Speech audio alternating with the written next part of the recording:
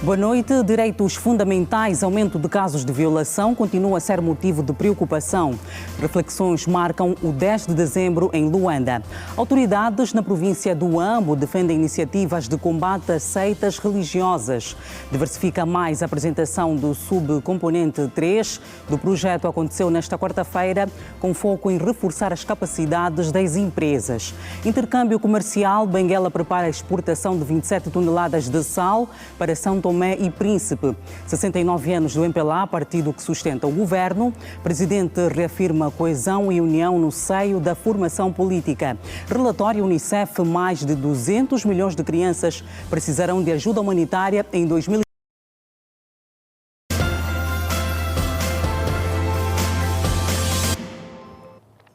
Saudações renovadas. A violação dos direitos fundamentais, sobretudo da criança, continua a ser motivo de preocupação para as autoridades e sociedade em geral no país.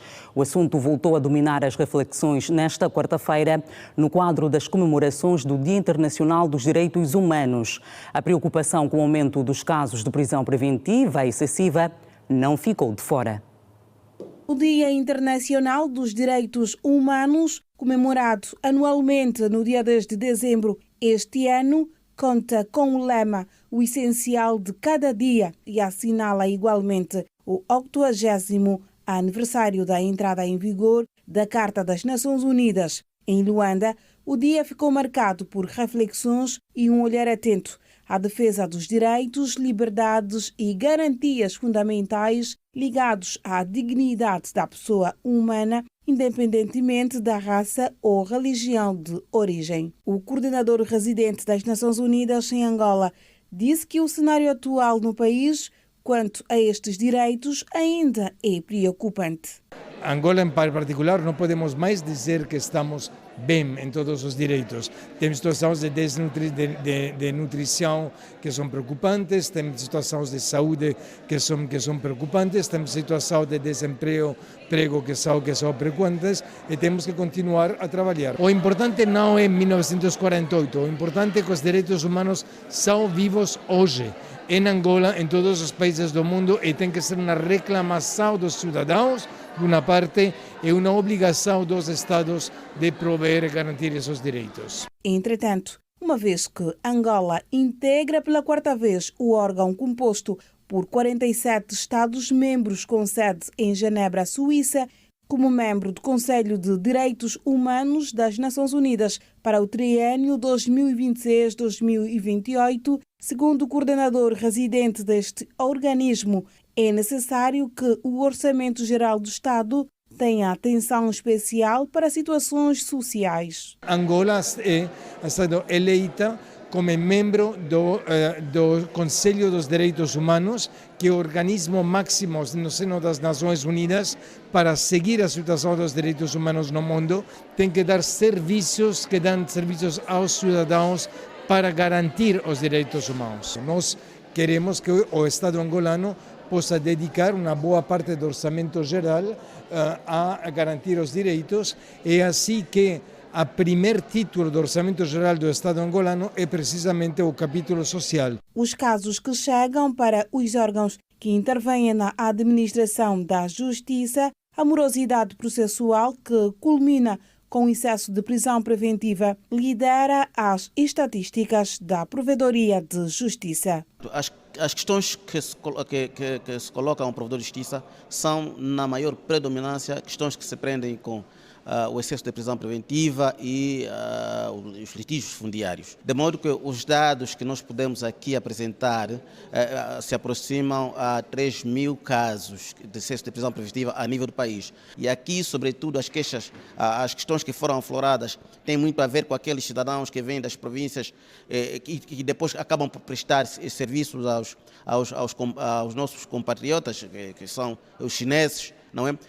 E independentemente, por isso é que eu disse que não importa a natureza da entidade patronal, sempre que os trabalhadores angolanos, e não só, sentirem que os seus direitos estão a ser violados por uma determinada entidade empregadora, devem sempre recorrer aqui à Provedora de Justiça para que os direitos dos cidadãos e no quadro daquilo que estabelece a própria Constituição da República de Angola sejam salvaguardados, independentemente de quem se trata. O Dia Internacional dos Direitos Humanos, que juntou académicos, estudantes universitários e várias entidades, ficou marcado com reflexões em torno da defesa dos direitos, liberdades e garantias fundamentais, numa altura em que o país conta com mais de 3.000 casos de excesso de prisão preventiva.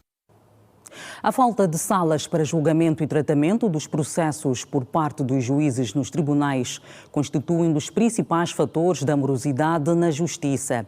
De acordo com o presidente da Associação dos Juízes de Angola, Ismael Silva, tal situação tem estado também a contribuir para o excesso de prisão preventiva.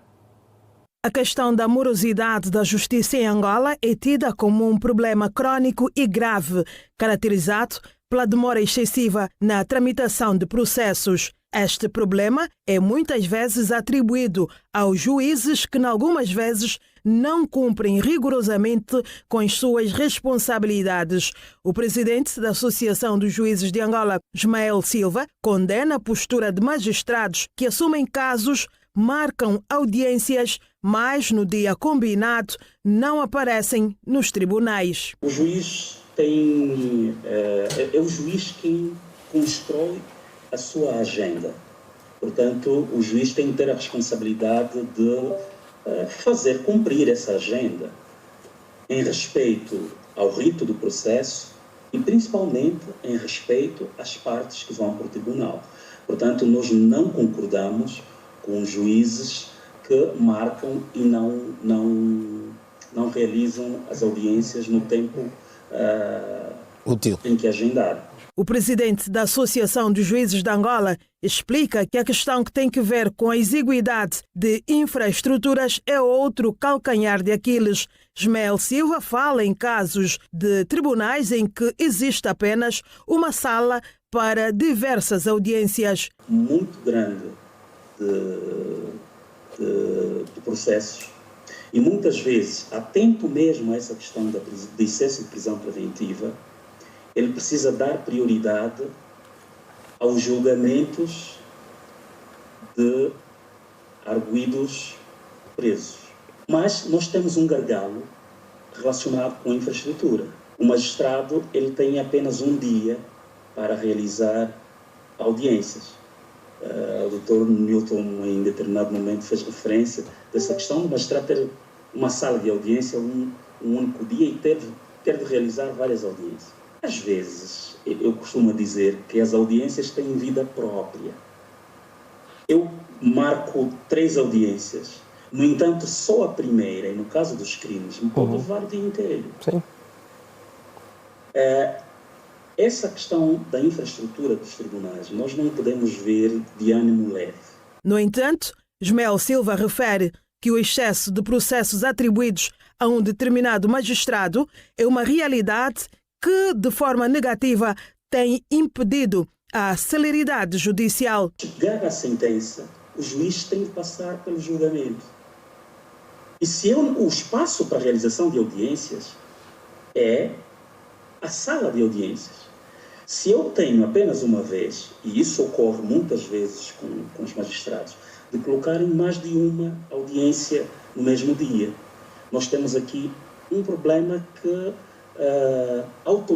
automaticamente se manifesta, que é a capacidade humana de ouvir com atenção e com qualidade.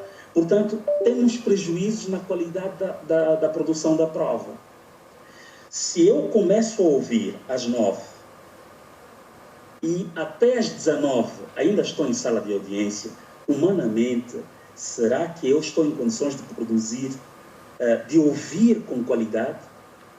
E isso estou a falar do magistrado judicial, como se aplica também ao magistrado do Ministério Público. Sem apontar números, Ismael Silva sinaliza que a associação está preocupada com o excesso de prisão preventiva e com a quantidade de processos atribuídos a um determinado magistrado. De arguidos detidos que precisam ser ouvidos para se regularizar a detenção. Um colega me deu nota que agora, depois do feriado do 11 de novembro, ele teve de ouvir 54 detidos como juiz de garantia. A qualidade na produção da audição, é prejudicada a cada minuto que passa. Humanamente não é possível. Portanto, se de um lado entendemos que há necessidade de ampliar os recursos humanos, por outro lado, é preciso criar condições adequadas para que se preste um serviço com a qualidade de serviço de tribunal. De acordo com a Associação dos Juízes de Angola, a questão dos recursos humanos, nomeadamente insuficiência de juízes, procuradores, escrivães e oficiais de diligência, tem estado a sobrecarregar os existentes e a contribuir significativamente para a morosidade da justiça e o excesso de prisão preventiva. 69 anos do MPLA. Celebrações em destaque.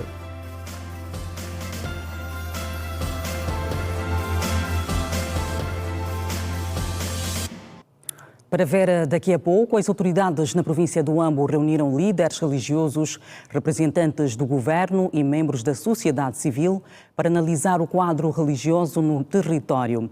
O encontro acontece numa altura em que continuam a surgir novas confissões e grupos religiosos, alguns com práticas contrárias ao que estabelece a lei angolana.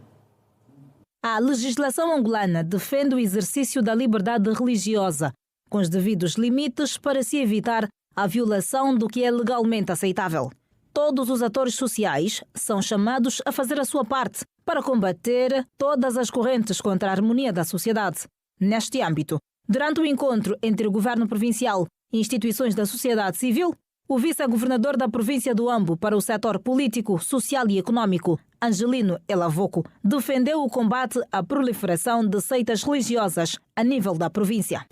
Este fenômeno, que cresce a cada dia, deve ser permanentemente estudado e combatido, dadas as consequências sociais, considerando que muitas das vezes desestabilizam famílias e colocam em causa o princípio da liberdade consagrado na Constituição. No exercício das suas atividades, algumas instituições adotam práticas que não são de sua jurisdição, como é o caso de internamento de fiéis doentes para alegado tratamento, por exemplo. A prática gera indignação e até dúvidas, mas, com certeza, o secretário provincial do SICA, Euclides dos Santos, alertou para a manipulação usada por líderes religiosos e sublinhou que quem se sente doente deve procurar tratamento médico e não ser confinado numa igreja. O local onde as pessoas devem estar internados é nos hospitais. Quem está doente deve estar no hospital, não na igreja. A igreja é lugar para ir adorar, para ir buscar Deus. Depois da adoração, as pessoas devem voltar em casa. E hoje muitos deles são postos nas igrejas com manipulação do ponto de vista psicológico, do ponto de vista emocional. E essas pessoas ficam ali achando de que se forem para casa não terão salvação, não terão saúde. Então é um aspecto que preocupa verdadeiramente. Por essa razão, hoje também viemos aqui para discutir, abordar aspectos como esses, de formas que têm estado a criar instabilidade e dissabor da família. O governo pretende contar com a colaboração da Igreja para a identificação e classificação do património religioso que tem a província, como deixou expresso o assessor do Gabinete Provincial da Cultura, Zeferino Sevendo. Nós entendemos que existe uma vastidão desse manancial religioso, espalhado um pouco por toda a nossa província, mas é que anda desconhecido. Então, gostávamos aqui de apelar aos líderes religiosos na possibilidade deles fazerem um inventário dessa riqueza cultural ligada ao património religioso, de tal sorte que venham redocumentar esses locais para serem submetidos à classificação. Porque nós entendemos que este conjunto de bens pode desaparecer por alguma negligência de alguns líderes a pensar que isto não tem nenhum valor para a nossa comunidade. Sob reconhecimento das autoridades da província do Ambo, estão até o momento 68 igrejas. Segundo Angelino Elavoco, o número obriga ao reforço da atenção das autoridades governamentais. Atualmente, na província do Ambo, são controladas 68 igrejas reconhecidas e 14 em via de reconhecimento. Estes dados revelam que a província tem sido um espaço apetecível ao surgimento de novas denominações religiosas, o que obriga das estruturas do Estado um esforço redobrado, de modo a garantir que os dispositivos legais não deixem de ser observados, quer na Constituição e organização, como no funcionamento, inibindo práticas que sejam atentatórias à pessoa humana, à ordem pública e à sã convivência. O governo do Huambo reconhece a importância da Igreja enquanto parceira do governo, mas não deixa de lembrar que legalmente existem limites para a organização das instituições e para o exercício da liberdade religiosa. O Instituto Nacional de Apoio às Micro, Pequenas e Médias Empresas, em coordenação com o projeto Diversifica Mais, apresentou nesta quarta-feira em Luanda a componente 3 do projeto. A iniciativa visa reforçar as capacidades das empresas e promover a adoção de tecnologia no setor produtivo. A subcomponente 3A do projeto Diversifica Mais é dedicada ao reforço da capacidade das micro, pequenas e médias empresas e o apoio à adoção de capacidade tecnológica. Nesta quarta-feira, foram apresentadas as principais ações de oportunidades que pretende beneficiar 100 empresas, segundo Pedro Marcelino, da Unidade de Implementação do Projeto Diversifica Mais. No total, para esta componente 3, na verdade, a subcomponente 3A tem cerca de 36 milhões de dólares adjudicados. 28 milhões vão ser para apoio às empresas através de vouchers ou vales de assistência técnica e subsídios a empresas que já têm, de alguma forma, alguma ambição do ponto de vista de aspectos ambientais e sociais e que sigam alguns critérios para serem elegíveis. Das 100 empresas que podem beneficiar de apoio deste projeto, 35 devem ser lideradas por mulheres. Este é um dos critérios avançados por Pedro Marcelino. E estamos a pensar num universo de 100 empresas para estes subsídios, 35 das quais devem ser empresas detidas ou geridas por mulheres, e para os vales estamos a pensar num universo de 2.000 empresas apoiadas com assistência técnica. O instrumento tem como foco particular o corredor do Lobito. Entre as atividades previstas, destaca-se a realização de diagnósticos empresariais, acompanhamento técnico dos beneficiários e a prestação de consultoria especializada, como detalhou Ricardo Silva, administrador executivo do INAPEM. Estas etapas constituem ferramentas fundamentais para a identificação de desafios reais, bem como a implementação de soluções práticas, contribuindo assim para apoiar o crescimento sustentável das empresas selecionadas. Todo o apoio técnico do projeto vai ser garantido pela empresa LBC durante 2 anos. O responsável da entidade, Carlos Oliveira, avança que na fase inicial o instrumento vai pré-selecionar 10.000 empresas. Na fase inicial, 10.000 empresas vão ser convidadas a participar. Depois há vários estágios, onde 2.000 empresas passam para um estágio seguinte e depois 250 empresas passam para o estágio final, onde há apoio tecnológico, financeiro e de gestão. Apresentada a subcomponente 3A do projeto Diversifica Mais, que visa apoiar empresas do setor produtivo, contribuindo para a dinamização da economia ao longo do corredor do Lobito. O presidente do MPLA garantiu nesta quarta-feira que no seio do partido não existem divisões e que a formação política continua coesa e sólida. João Lourenço considera que as manifestações de intenções de certos militantes de se candidatar à presidência do Partido dos Camaradas em nada belisca à coesão interna. O líder do MPLA falava em conferência de imprensa depois de ter feito a inauguração do novo edifício sede do partido que sustenta o governo. o presidente do MPLA fez o corte da fita e o descerramento da placa, ações que simbolizavam a entrada em funcionamento do novo edifício sede dos Camaradas, infraestrutura erguida no intervalo de 11 meses. Depois de uma aturada visita guiada, o presidente do MPLA se juntou aos jornalistas, com os quais manteve uma breve conversa, tendo respondido a alguns questionamentos, sendo o primeiro o que tem que ver com a coesão ou não no seio dos Camaradas, tema levantado nos últimos meses pelo surgimento de militantes que se dizem candidatos à presidência do partido no próximo Congresso. Isso em nada belisca a harmonia interna do partido, portanto, o partido está sólido em termos de unidade interna. Nós consideramos que este é um assunto que talvez voltemos a falar dele no momento adequado, e o momento adequado será quando nos aproximarmos da realização das eleições.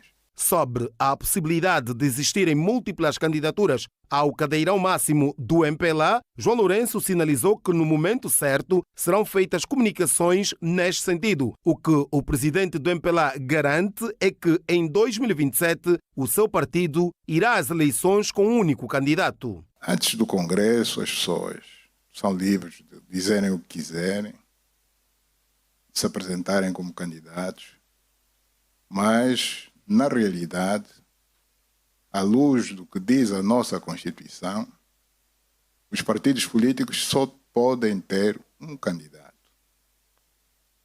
Porque só se é candidato aquele que sair como candidato do seu partido, nome que é apresentado ao Tribunal Constitucional. Nenhum partido político pode apresentar 2, 3 nomes ao Tribunal Constitucional. Só vai apresentar um nome. Numa comparação ao que se assiste em diversos países da Europa, João Lourenço referiu que, em momento algum, a vitória do MPLA nas eleições de 2027 pode ser colocada em questão, uma vez que conseguiu maioria absoluta. Os partidos políticos na Europa governam, às vezes, com uma diferença de apenas um deputado na Assembleia da República. E nem por isso consideram que são menos legítimos para governar. Em Angola, cujo parlamento tem 220 lugares, o MPLA tem cerca de 124 lugares. De 124 para 220 é uma questão de fazer contas. A diferença é bastante grande. É uma diferença que deixa o MPLA uma folga muito grande para governar com toda a legitimidade. Portanto, nós não podemos aceitar que se diga que o MPLA teve um resultado menos bom. O resultado que o MPLA obteve nas últimas eleições não pode ser considerado menos bom. O MPLA venceu por uma maioria absoluta. O líder dos Camaradas entende também que o MPLA tem legitimidade para governar. Partidos europeus, na sua maioria, governam sem essa maioria absoluta. Estão sempre dependentes da vontade dos outros partidos políticos para fazer passar, seja lá o que for, inclusive o Orçamento Geral do Estado. Portanto, isto tem que ficar muito bem claro, que o MPLA está a governar com toda a legitimidade e que o resultado que teve é bastante bom. Pelo menos assim o consideramos. Com a inauguração da nova sede, o presidente do MPLA considera que o seu partido reafirma a sua presença na vida política angolana, a sua estabilidade e preparação para os desafios futuros num ano marcado por memórias históricas, expectativas renovadas e a celebração dos 69 anos de existência do Partido dos Camaradas. Dirigentes do MPLA em outras províncias do país destacam o percurso histórico do partido, a sua capacidade de renovação e os desafios atuais num contexto político cada vez mais exigente. Fundado em 1956, o MPLA foi inicialmente uma organização nacionalista de luta pela independência de Angola, transformando-se depois num partido político após guerra de independência de 1961 a 1974. O militante e membro do Bureau Político Daniel Félix Neto, que começou a militar desde os 17 anos, afirmou que o MPLA tem sabido valorizar o seu capital humano ao longo das décadas, ao contribuir para a estabilidade e continuidade do projeto político do país. É que eu dizia, é a forma que o MPLA tem de valorizar os seus. E aqui, quando eu falo dos seus, estamos a falar justamente do capital humano, não é? Durante este período todo, o MPLA foi uma escola e continua a ser uma grande escola. Todos, a maior parte, ou seja, o bom número de quadros que o país tem foram formados e forjados pelo MPLA. E é uma obra de continuidade. Vamos continuar a fazer. Já Bento Bento, que exerceu várias funções internas no partido e na qualidade de membro do Comitê Central, lembrou que desde 1975 o MPLA tem estado pronto para enfrentar os grandes desafios nacionais. Quem olha para o país de 1975 e olha para Angola de hoje, há de facto muitas transformações. Transformações feitas no tempo num curto espaço pelo presidente Agostinho Neto, e hoje, portanto, temos então o presidente João Lourenço, que está a tentar, digamos, a lutar para que Angola esteja nos carris do desenvolvimento, da luta contra a corrupção, para que os angolanos possam ter cada vez mais dias melhores. Do IGE, o primeiro secretário provincial, José Carvalho da Rocha, destacou que o MPLA é um partido que se renova, sobretudo através das pessoas que compõem e impulsionam a sua ação política diária.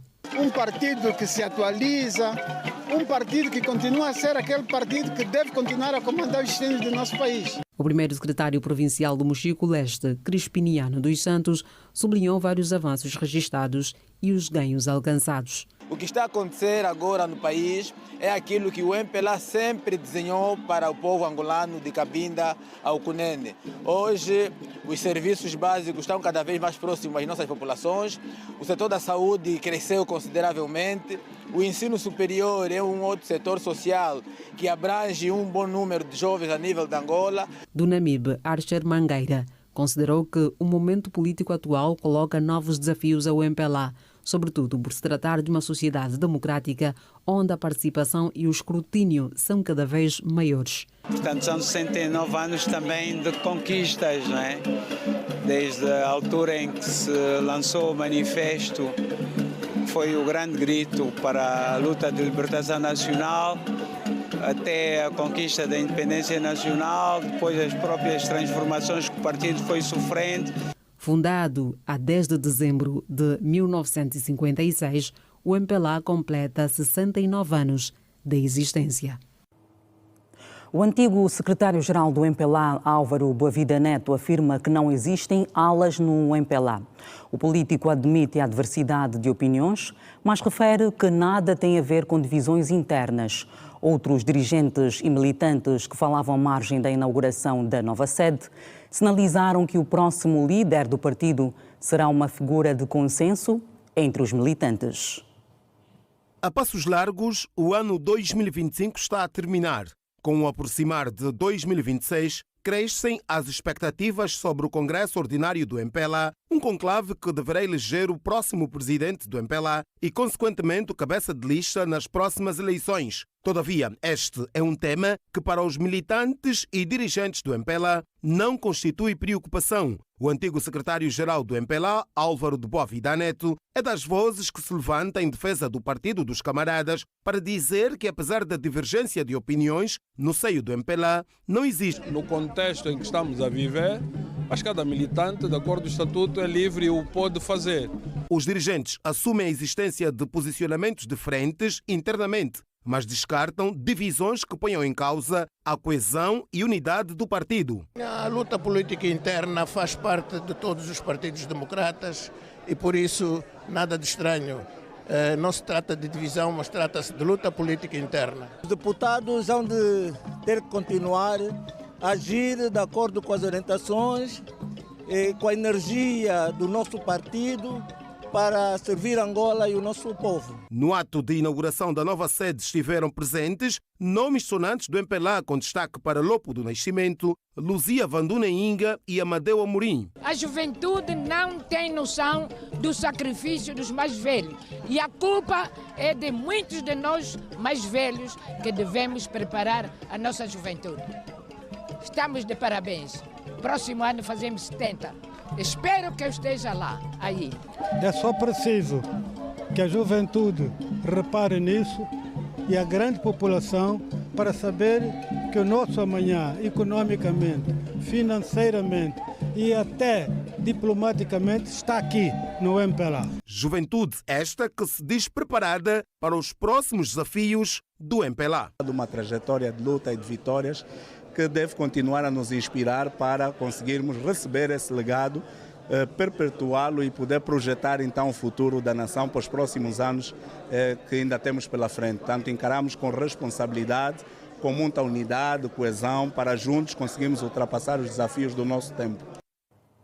A nova sede nacional do MPLA, inaugurada nesta quarta-feira, é uma infraestrutura moderna de 9 andares, concebida para acolher atos estratégicos da organização e reforçar as condições de trabalho da sua direção.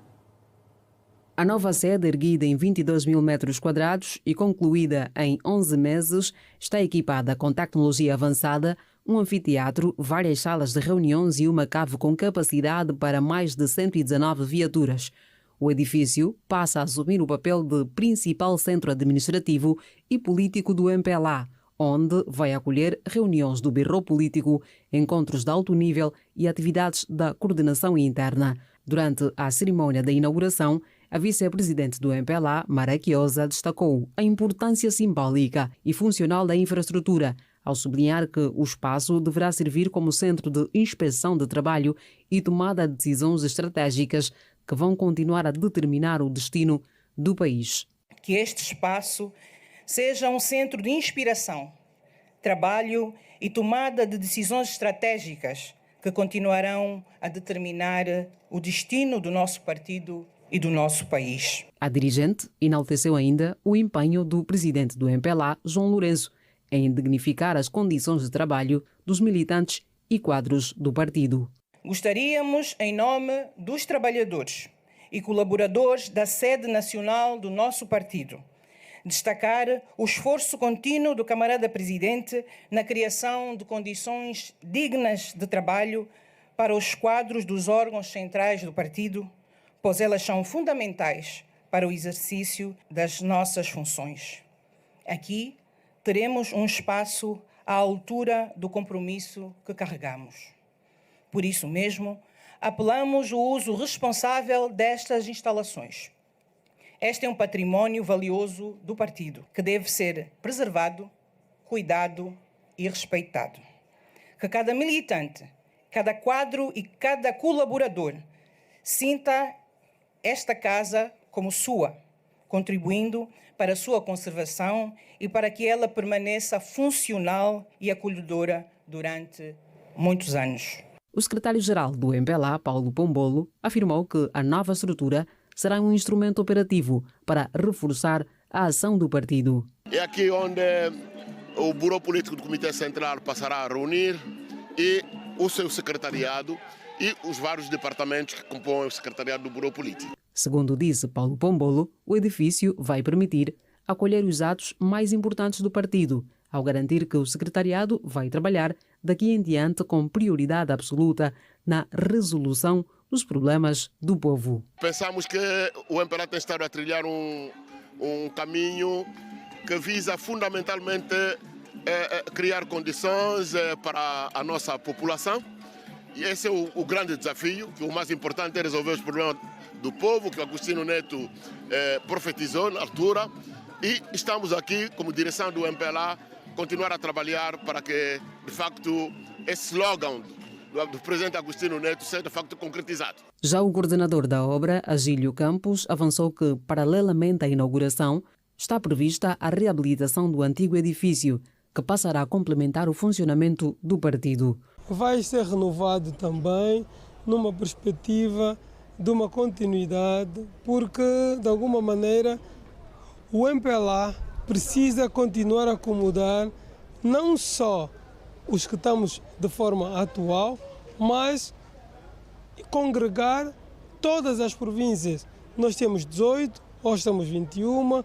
Se formos a olhar o que foi apresentado a nível das galerias, da história, no hall, onde apresentamos as maravilhas das províncias, que eram 18, agora 21, podemos perceber que é uma necessidade muito grande do MPLA também adaptar-se à nova realidade. Com a entrega da nova sede, o MPLA reforça sua capacidade organizativa e projeta um novo ciclo institucional, no ano marcado pela celebração dos seus 69 anos de existência. Numa declaração por ocasião dos 69 anos do MPLA, o Birro Político escreve que esta data tem um significado especial para todos os angolanos, pois coincide também com o ano em que o país comemora os 50 anos de independência nacional. Acrescenta que desde a sua fundação em 1956, o MPLA apresentou um manifesto que definiu 2 caminhos fundamentais: o Programa Mínimo, que aponta para o fim do domínio colonial português e para a conquista da independência nacional, alcançada a 11 de novembro de 1975, graças à determinação e coragem do povo angolano. O Programa Maior, que defendia a construção de uma sociedade justa, democrática, plural, orientada para o bem-estar de todos os cidadãos. Ao longo dos anos, o MPLA tem orientado, acompanhado e impulsionado as principais transformações políticas, económicas e sociais do país. Lê-se ainda na declaração que o partido assumiu a missão de conduzir a reconstrução nacional, defender a soberania e proteger a unidade de Angola. O mesmo em tempos difíceis, marcados por conflitos, pressões externas e enormes desafios para a população. O Birro Político do MPLA apela a todos os seus órgãos e organismos e organizações para que continuem a atuar em conformidade com a construção e leis com a Constituição e as leis da República, promovendo uma sociedade verdadeiramente multipartidária e respeitadora das regras democráticas. Exorta ainda a todos os militantes a defenderem os valores que sempre orientaram o partido e a manterem viva a divisa paz, trabalho e liberdade. E a tempo para análise no Girassol Jornal, junta-se a nós Celso Malavolonek, é comunicólogo e também membro do comitê do MPLA. Está aqui para olharmos então para estes 60... Prazer estar aqui e obrigado pelo convite. De facto, a trajetória do MPLA enquanto partido é esta que foi espelhada e resumida pelo comunicado do Birro Político. Portanto, ela juntou um grupo de intelectuais numa primeira fase que naquela altura assumiram a liderança da luta, a liderança teórica, prática e depois até de luta, portanto, a libertação do país do jugo colonial, que foi chamado na altura o Programa Mínimo, e depois o Programa Maior que, digamos assim, inicia com a independência há precisamente 50 anos.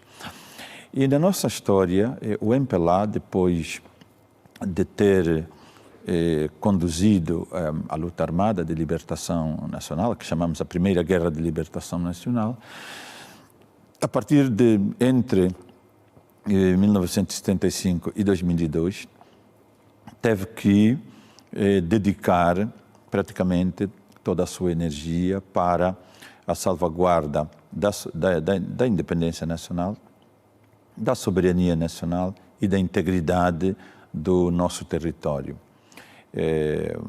Enfrentou 2 exércitos estrangeiros, o exército zairense, os mais novos eventualmente não sabem, mas também o exército da África do Sul do Apartheid, que na altura estavam aliados a algumas forças políticas internas.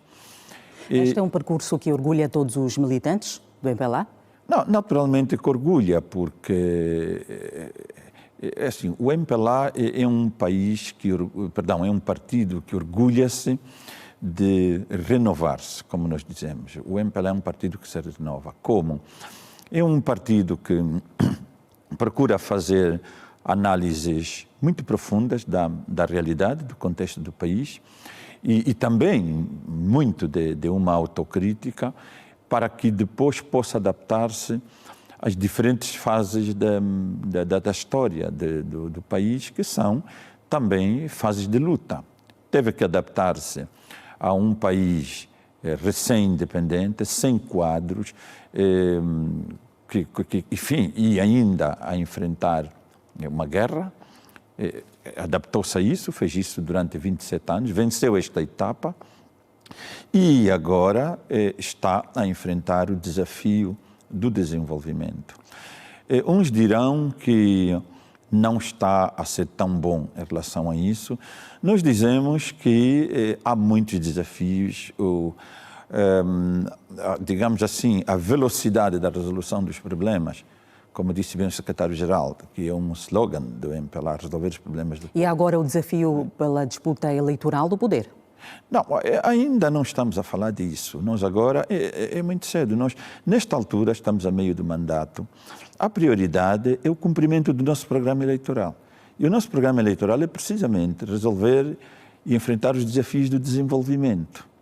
É lógico que depois a campanha eleitoral, ou como chama o desafio eleitoral, vai acabar sendo o balanço da implementação deste programa que apresentamos em 2022 e que foi sufragado nas urnas.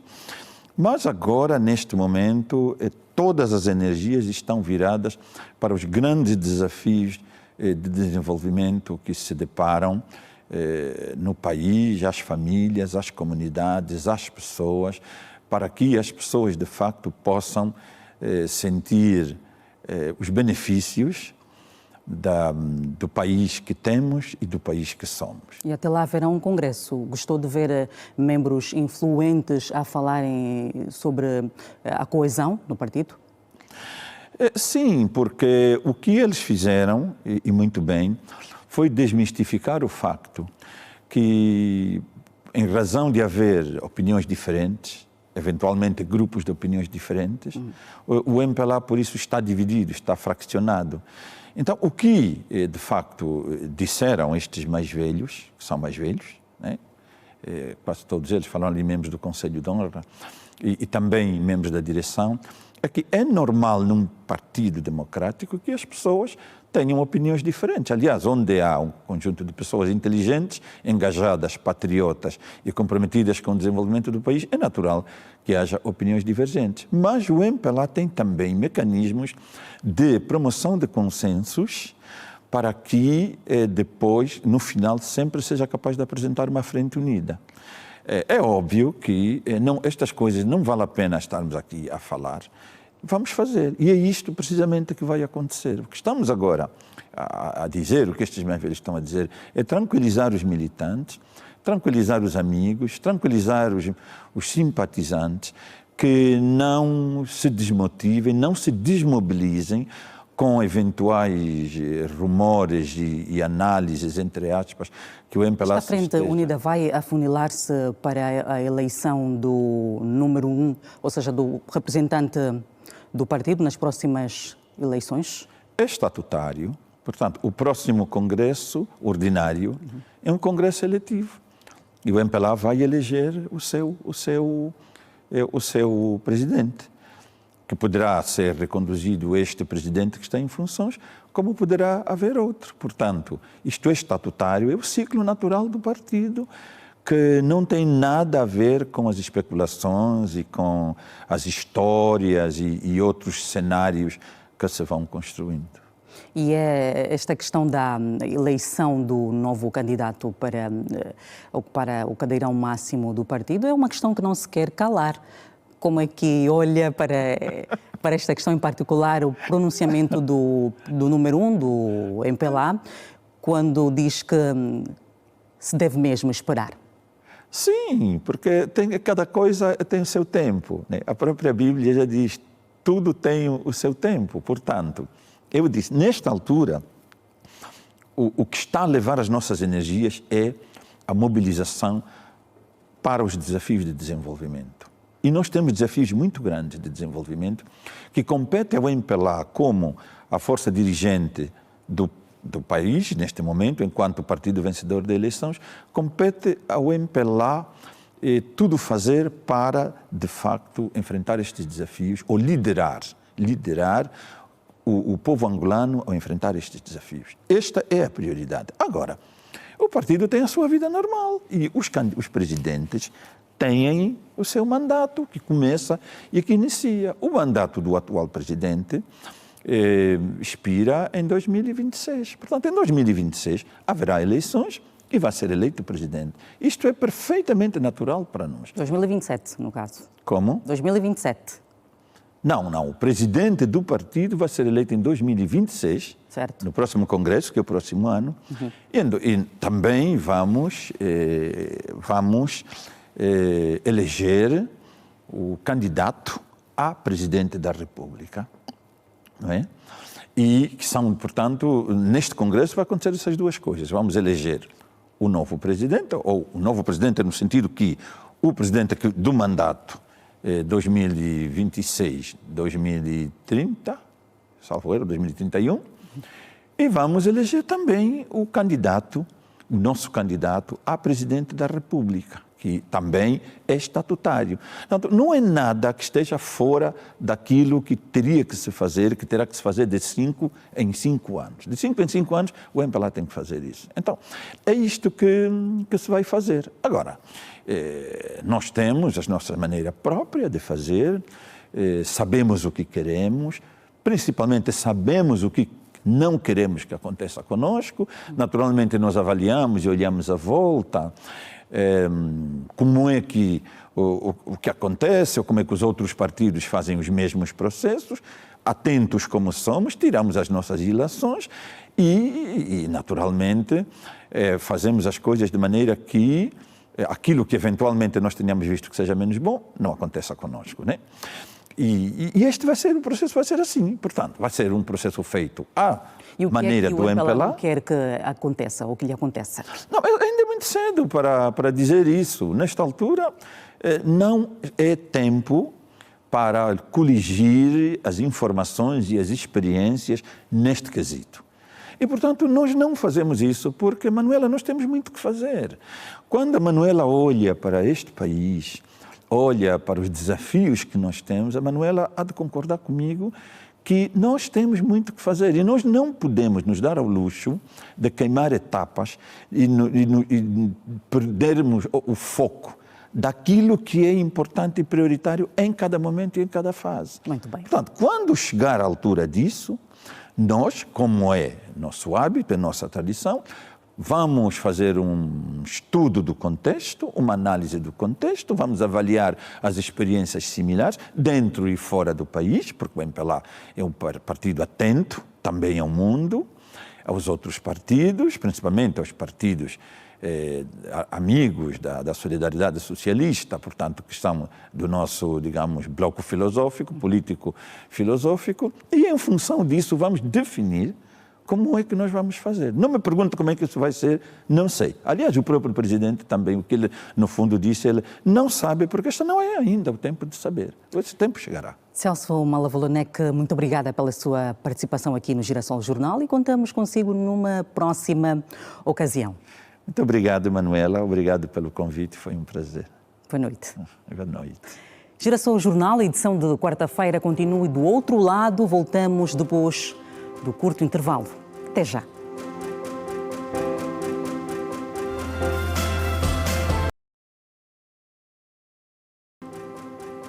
De volta às notícias no Girassol Jornal, a Unicef alertou que mais de 200 milhões de crianças precisarão de ajuda humanitária em 2026 em 133 países e territórios e solicitou 6.580 milhões de euros para prestar apoio urgente a 73 milhões de menores. Num relatório da ação a níveis extremos em todo o mundo. Entre os 73 milhões de crianças a que se pretende dar apoio no próximo ano, contam-se 37 milhões de raparigas e 9,1 milhões de menores com deficiência.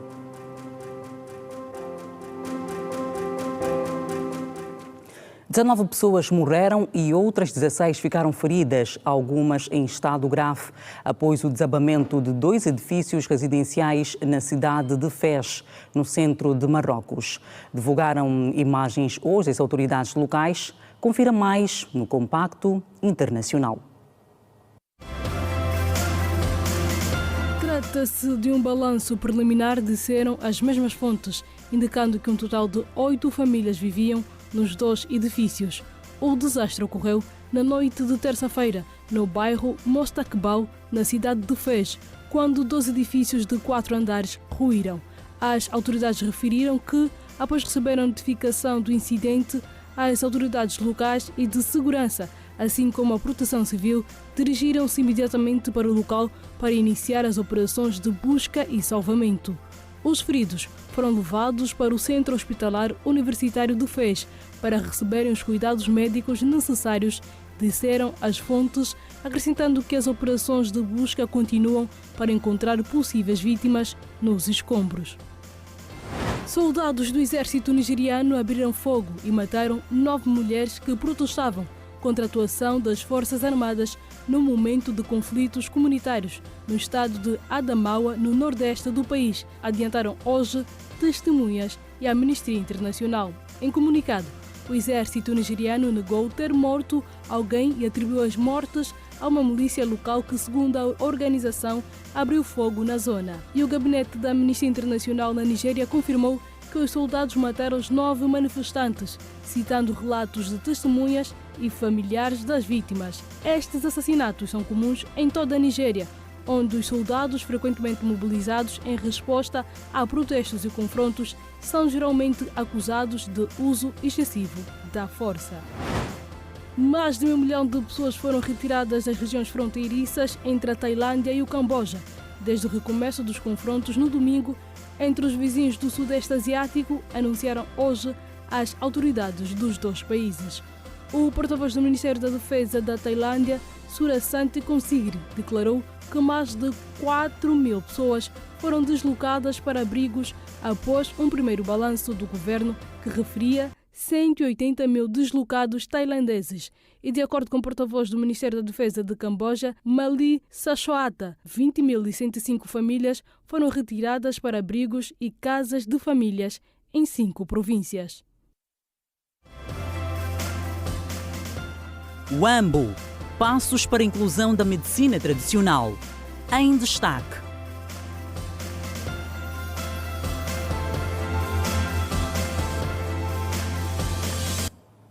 Atenções agora para o desporto. Conquistar medalhas no atletismo olímpico nos 4º Jogos da Juventude é o grande objetivo. Palco das provas de atletismo dos 4º Jogos da Juventude que Angola acolhe até o dia 20 de dezembro. A Seleção Nacional Sub-16 de Atletismo Olímpica preparou com muito afinco a 4ª edição dos Jogos e tem como objetivo chegar ao pódio, de acordo com o selecionador Alain Batista. Melhorar aquilo que fizemos em Timor-Leste, que são praticamente os miúdos que vieram da CPLP, então é melhorar as marcas e tentarmos medalhar onde nós medalhamos em Timor-Leste, para ver se a qualidade continua a ser a mesma que nós viemos de Timor-Leste. Esse é o principal objetivo nosso aqui. Os atletas Simão Gola, da especialidade 110 metros barreiras, e Rod Lutete, que reside em França, na especialidade de triplo salto, vão competir no certame. Os 2 atletas conquistaram medalhas de prata e bronze nos Jogos da CPLP, que decorreram em Timor-Leste de 17 a 27 de julho deste ano. Para estes Jogos que Angola acolhe, a vontade de medalhar é ainda maior.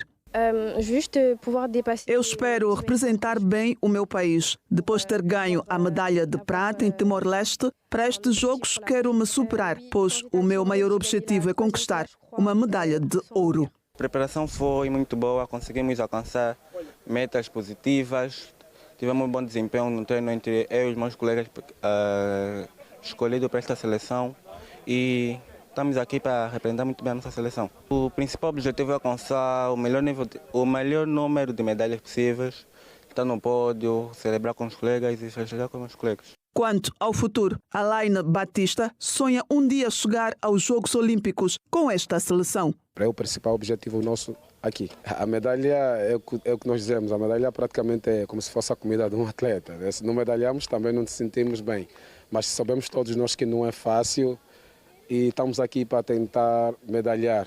É por isso que estamos aqui. Estamos a preparar, a ideia é essa, mas aqui nós somos da modalidade de atletismo sim, mas olímpicos, somos olímpicos. Eu salve, José, estes são os paralímpicos, então tem uma pequena diferença nisso, mas a nossa meta é tentar chegarmos aos mundiais, aos Jogos Olímpicos também, para podermos tentar medalhar na nossa modalidade, nos Olímpicos, que é uma coisa que a gente ainda praticamente não tem, é tentar com essa juventude nova, que está com muita vontade de praticar o atletismo e também tentar chamar os outros que ainda não estão dentro dessa modalidade para poderem estar também dentro dessa modalidade.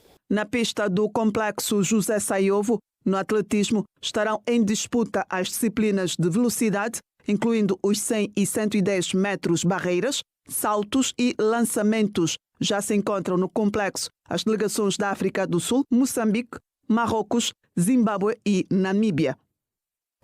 Albertina Kassoma foi a MVP de Angola no Mundial de Handball Feminino, que está na reta final na Alemanha e Países Baixos. O Bayern de Munique venceu o Sporting por 3-1 em duelo referente à sexta jornada da fase da Liga, a maior prova de clubes do mundo. Para a mesma etapa, o Liverpool foi à casa do Inter de Milão conquistar os 3 pontos, fruto de uma vitória apertada de 1-0. Tem mais para ver daqui a pouco. Por hora fazemos uma curta pausa. Até já!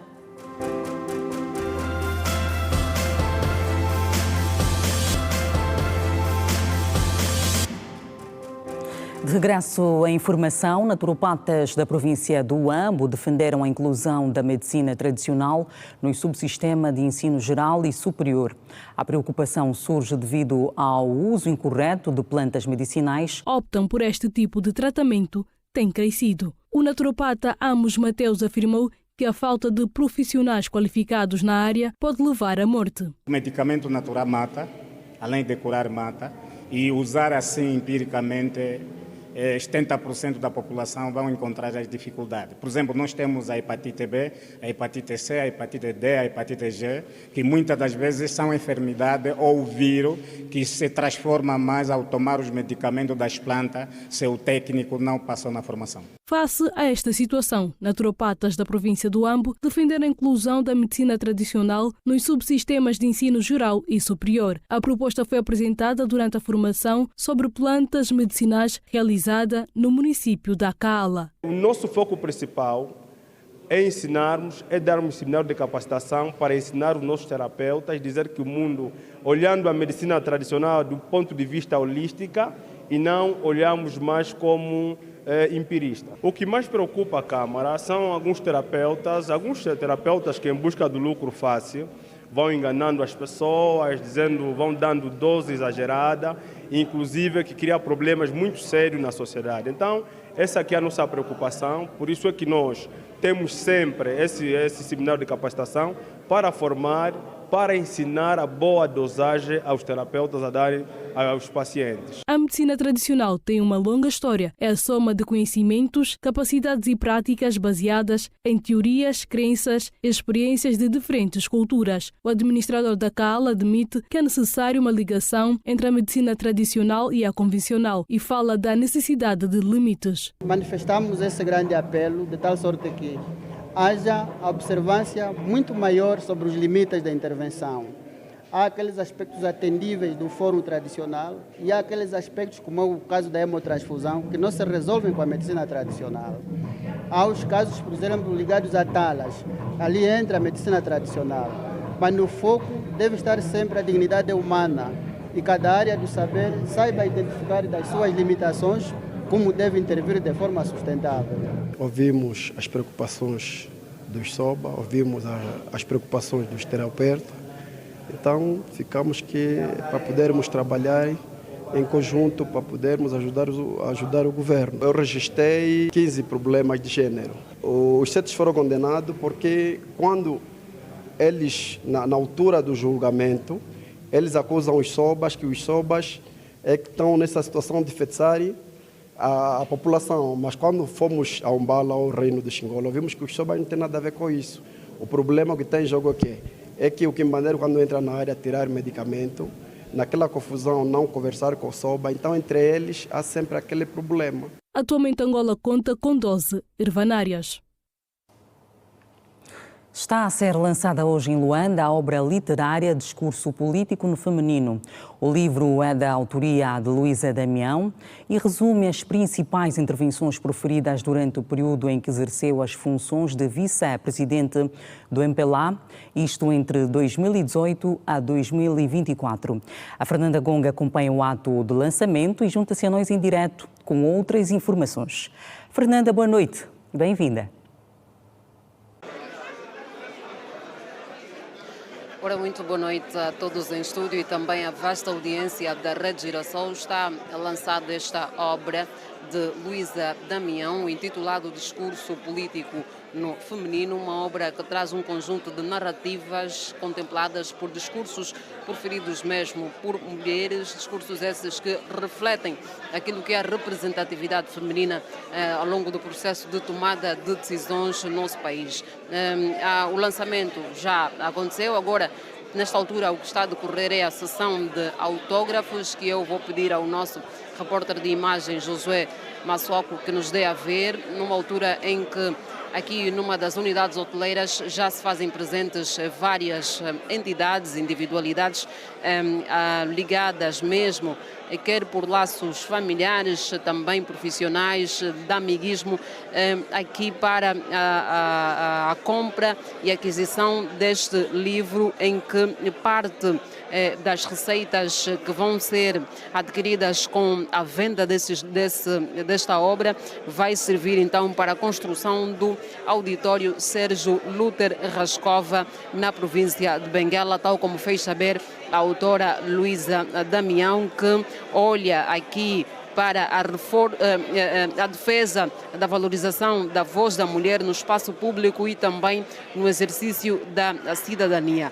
A Luísa Damião apresentou ao público um trabalho que resulta da sua experiência política, parlamentar e também de ativismo pela igualdade do género, que é marcada por uma carreira em que esteve a desempenhar atividades jornalísticas pela comunicação institucional e também esteve ainda centrada na atuação política. A autora destacou que esta obra é um contributo para o fortalecimento da participação da mulher nos processos de tomada de decisão e defende que o país só tem a ganhar quando uma maior diversidade de perspectivas trazidas por mulheres é ouvida, especialmente nos setores como a política, a comunicação e também o poder legislativo. Um ato que ficou marcado pela presença de altos dirigentes do partido MPLA e que, coincidentemente, é lançado hoje, desde dezembro, data em que o partido MPLA, em que Luísa Damião foi vice-presidente desde o pleito de 2022, comemora 69 anos de existência. Nós vamos aqui colocar um ponto e vírgula neste apontamento, a olhar aqui para esta altura em que está a acontecer a sessão de autógrafos. A autora não pode prestar declarações, dado ao fluxo de pessoas aqui a solicitar, portanto, o autógrafo dos livros que foram aqui vendidos. Nesta altura nós vamos colocar um ponto e vírgula, como já o dissemos, e certamente que nos próximos serviços de informação da Rede Girassol vamos desenvolver mais o que é que este livro traz sobre as narrativas trazidas por mulheres e como é que elas podem ser tidas em conta naquilo que é o processo de tomada de decisões propostas pela autora Luísa Damião. Muito boa noite. Boa noite, Fernanda Gonga, e obrigada por estas informações. É o livro da autoria da deputada Luísa Damião, que fala sobre o discurso político no feminino. É o final das notícias no Girassol Jornal. Obrigada por estar aí do outro lado. Nosso encontro fica marcado para amanhã, às 19h45. Boa noite, fique em paz.